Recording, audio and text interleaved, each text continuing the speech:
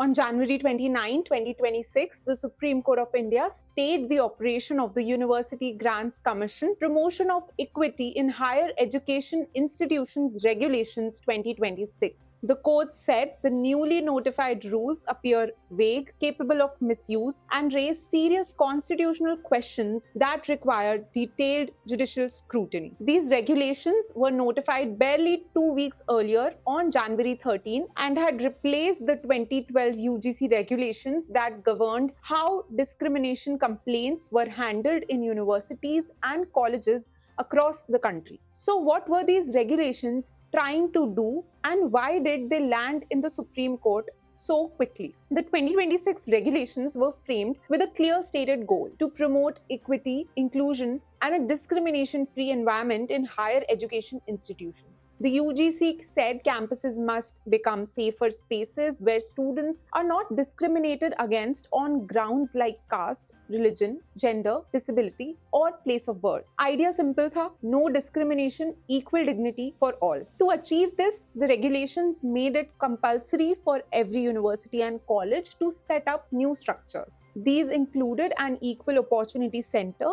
equity committee to inquire into complaints, a 24/7 equity helpline, and even equity squads and equity ambassadors to keep a watch on hostels, classrooms, and other sensitive areas. The complaint process was designed to be fast track. If someone reports discrimination, the equity committee must meet within 24 hours. A report has to be prepared within 15 working days, followed by action by the head of the institution. Appeals could be made before the ombudsperson. But the controversy centered on one clause, Clause 3C. This clause defines caste-based discrimination as discrimination committed only against members of scheduled caste, scheduled tribes, and other backward classes. In effect, students from the general category who allege caste-based hostility may not be covered under this specific definition. This triggered protests, debates, and multiple petitions before the Supreme Court. The petitioners argued that discrimination cannot be presumed to work only in one direction. आज के campuses में caste hostility सिर्फ एक side से नहीं होती, they said. Several incidents were cited to support this claim, including slogans and graffiti allegedly targeting Brahmin and Banya communities at Jawaharlal Nehru University, and similar sloganeering reported to Ashoka University. According to the petitioners, these incidents show that caste-based hostility is a lived reality beyond reserved categories as well. When the matter reached the Supreme Court, a bench comprising Chief Justice of India Suryakant and Justice Joy Malia Bagchi examined the regulations and passed an interim stay. The court made it clear that it was not deciding the issue finally, but found enough prima facie concerns to halt the implementation for now. Importantly, the court identified 4 key legal questions that will guide the final examination of the regulations. First, the court will examine whether defining caste-based discrimination separately under Clause 3C has any reasonable connection with the objective of the regulations. The bench noted that while caste-based discrimination has been carved out as a separate category, the regulations do not provide any special or distinct procedure to deal with it. This becomes even more important because another clause, Clause 3E, already defines discrimination in a broad and inclusive manner. Second, the court will consider whether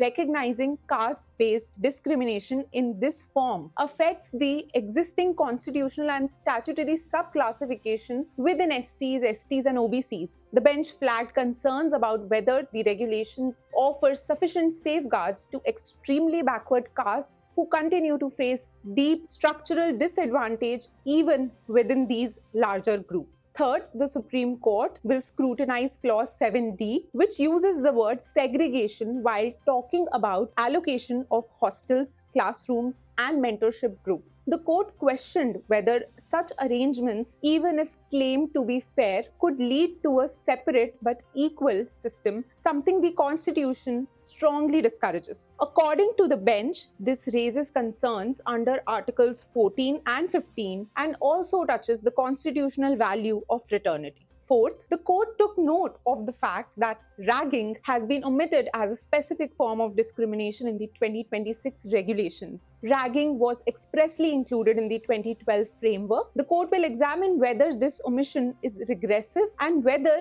it results in unequal treatment of victims violating Articles 14 and 21. In view of these issues, the Supreme Court stayed the 2026 regulations and directed that the 2012 regulations will continue to operate until further orders. The case arises from a batch of petitions filed by Mrityunjay Tiwari, Advocate Vineet Jindal, and Rahul Devan. The Union government and the UGC have been asked to file their responses. The outcome of this case will be crucial. It will decide not just the fate of the 2026 regulations, but also how Indian law understands discrimination, equality, and dignity on university campuses in the years to come.